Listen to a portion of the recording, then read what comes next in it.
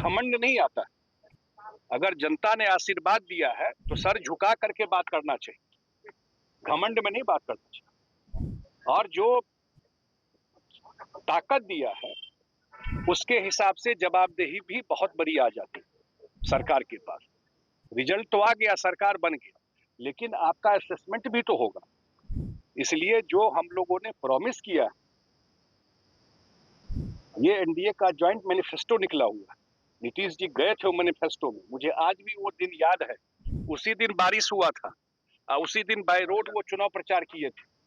Implement करना, 1 करोड़ लोगों को हम लोगों ने कहा है अगर नौकरी रोजगार देंगे तो 1 करोड़ लोगों को नौकरी रोजगार 5 साल में मिलेगा। देखिए, नीट मामले में सरकार, मैंने कहा पहले भी कहा था कि ये दुखद घटना है। किसी भी बच्चे के लिए जो एग्जाम दे के आता है और इस तरह का सूचना मिले और तो पूरा परिवार उसको लेकर के जरूर दुखी हो जाता है, परेशान हो जाता है दोबारा एग्जाम देने में। हम सब लोग परीक्षा के प्रोसेस से गुजरे हुए हैं। एक बार परीक्षा देने के बाद आदमी को लगता है कि मेंटली फ्री हो गया और उसके बाद फिर लगे कि नहीं, तो ये, लेकिन सरकार ने अपफ्रंट लिया इस चीज को। ये भी है, सरकार ने कोई कवर अप करने का कोशिश नहीं किया, ढकने का कोशिश नहीं किया।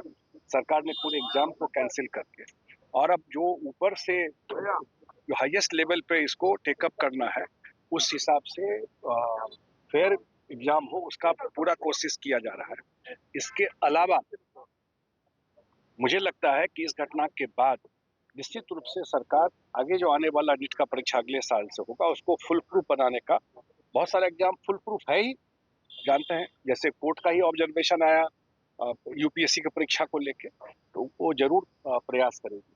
और मुझे लगता है कि सीबीएसई के लिए भी जो शिक्षा मंत्री धर्मेंद्र प्रधान जी हैं वो भी ऑन रिकॉर्ड बोले हैं कि अगर कुछ उसमें फॉल्ट है तो उसको ठीक करने को, देखिए इसको आपदा में अवसर मत ढूंढिए। अगर कोई क्राइसिस हुआ है तो इसको पॉलिटिकल कलर देने का कोशिश कोई कर रहा है, तो हर एक आज के सरकार में ये चीज हुई। सरकार तो कम से कम एडमिट करके इसमें सुधार करने का कोशिश कर रहा है, कहीं की गड़बड़ी हुई है। ये तो नहीं कर रहा सरकार, एडमिट नहीं कर रहा, सरकार कह रहा है कि नहीं हुआ।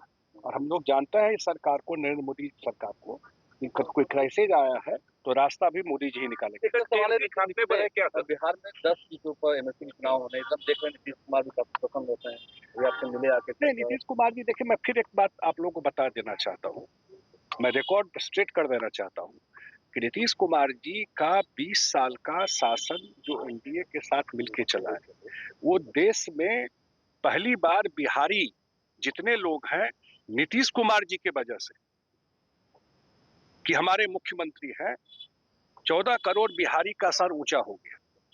ये नीतीश कुमार जी का देन, अपने कर्म से, अपने काम से। आज देश दुनिया में जहां बिहारी है वो सर ऊंचा करके बात करता है।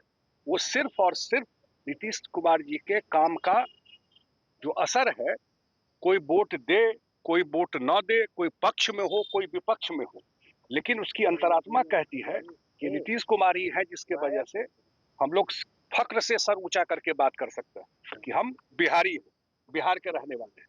और आज भी इस सरकार जो है बिहार में चल रही है, वो नीतीश कुमार जी के का रास्ता जो है उसी रास्ते को आगे बढ़ा रही है। उनका हमेशा सुझाव मार्गदर्शन रहता है। और इस सरकार में जेडीयू भी एक महत्वपूर्ण पार्टनर है इस सरकार को चलाने। केंद्र में भी हम लोगों का सहयोग है सरकार चलाने में।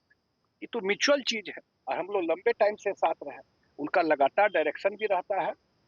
अभी हाउस होगा तो दिल्ली भी जाएंगे और दिल्ली से भी बिहार के लिए क्या काम करा सकते हैं उस पर भी नीतीश कुमार जी का नजर रहता है। ये 5 साल में सब कुछ जो बेस बना दिए उस चीज को अगले लेवल पे ले जाना है, वो नीतीश कुमार जी का पूरा ध्यान उसमें 9 सीट पर चुनाव होना है, आप लोग में आपसी तालमेल हो? वो तो हो ही जाएगा, उसमें कहीं कोई दिक्कत। हम लोग के तालमेल में इसी से तो परेशानी है लोगों को। मैं देखता हूँ कुछ लोगों को परेशानी रहती है। परेशानी किस बात का है? 202 सीट तो जनता का आशीर्वाद मिला होगा तब ना 20 साल के बाद। आप नजर दौड़ा के देख लीजिए, देश कोई भी सरकार 20 साल चली हो और उसके बाद इतना बड़ा मैंडेट उसको मिला हो, मुझे तो नहीं दिखता है कहीं पर। बताइए कहीं देश में हुआ हो? अभी बंगाल में चुनाव हुआ ना भाई, क्या हाल हो गया बताइए। तो इसलिए 202 मिला और जेडीयू भी अपना हाईएस्ट परफॉर्मेंस किया, 101 सीट लड़े और 85 सीट जीते। तो जो काम काज का नेता का ओवरऑल अलायंस का, ये भी बता दूं, इस सब का कोऑर्डिनेशन इतना परफेक्ट था, तब ना ये रिजल्ट मिला है। और हम लोग को रिजल्ट मिला है तो रिजल्ट में विनम्रता आती है, एरोगेंस नहीं आता, घमंड नहीं आता। अगर जनता ने आशीर्वाद दिया है तो सर झुका करके बात करना चाहिए, घमंड में नहीं बात करना चाहिए। और जो ताकत दिया है उसके हिसाब से जवाबदेही भी बहुत बड़ी आ जाती है सरकार के पास। रिजल्ट तो आ गया, सरकार बन गया, लेकिन आपका असेसमेंट भी तो होगा। इसलिए जो हम लोगों ने प्रॉमिस किया, ये एनडीए का ज्वाइंट मैनिफेस्टो निकला हुआ है।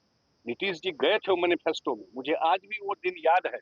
उसी दिन बारिश हुआ था, उसी दिन बाय रोड वो चुनाव प्रचार किए थे, दरभंगा मधुबनी में बाय रोड ही प्रचार किए थे और लोग अपने घर से मोबाइल पर प्रचार कर रहे थे।